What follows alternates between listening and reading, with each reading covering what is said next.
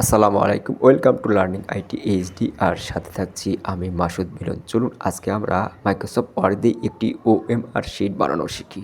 OMR sheet আসলে কি? তো এটি হলো একটি বিশেষ ধরনের কাগজ যা মূলত বহু নির্বাচনী বা এমসিকিউ পরীক্ষার উত্তরপত্র হিসেবে ব্যবহৃত হয়।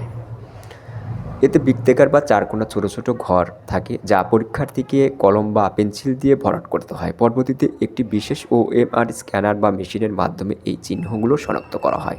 এটি সাধারণত প্রতিযোগিতামূলক পরীক্ষা যেমন এসএসসি, এইচএসসি, বিসিএস, ভর্তি পরীক্ষা, জরিপ এবং নির্বাচনী ভোট গণনায় ব্যবহার করা হয়। চলুন তাহলে আমরা এটি স্ক্রিন থেকে শিখে নিই কীভাবে তৈরি করতে হয়। তো এটি করার জন্য আমি প্রথমে মাইক্রোসফট ওয়ার্ড প্রোগ্রামটি চালু করে নিচ্ছি এবং প্রথমেই আমি পেজটা সেট আপ করে নেব। এর জন্য আমি মেনু বার থেকে লেআউটে যাব। লেআউট থেকে আমি এখানে কলামসে যাব। কলামস থেকে আমি 3 কলামে ক্লিক করব। এখান থেকে আমি 3 কলাম করে নিলাম। তো এরপরে আমাকে কিছু কোড লিখতে হবে। তো এটি লেখার জন্য যেমন এখানে 24D0 লিখে আমি যদি কিবোর্ড থেকে অল্টার এক্স প্রেস করি তাহলে কিন্তু এ চলে আসলো। দেন এরপরে আমি আবার কোড লিখবো 24D1।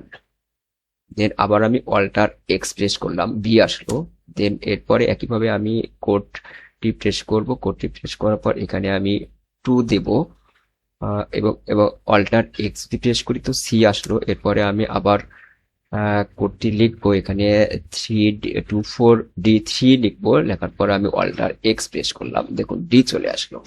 এখন এটাকে আমি একটু ফন্ট সাইজ বড় করে নিই। আচ্ছা, আমি এইভাবে রাখলাম।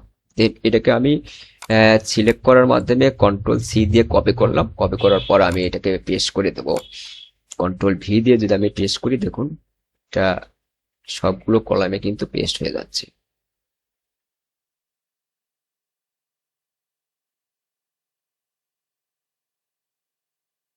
দেখুন সুন্দর কিন্তু একটি ওএমআর শিট কিন্তু আমরা মাইক্রোসফট ওয়ার্ড দিয়ে তৈরি করে ফেললাম। ধন্যবাদ। ভিডিওটি ভালো লাগলে অবশ্যই লাইক, কমেন্ট, শেয়ার করতে ভুলবেন না। আর পরবর্তী ভিডিও দেখার আমন্ত্রণ রইল। সে পর্যন্ত সবাই ভালো থাকবেন।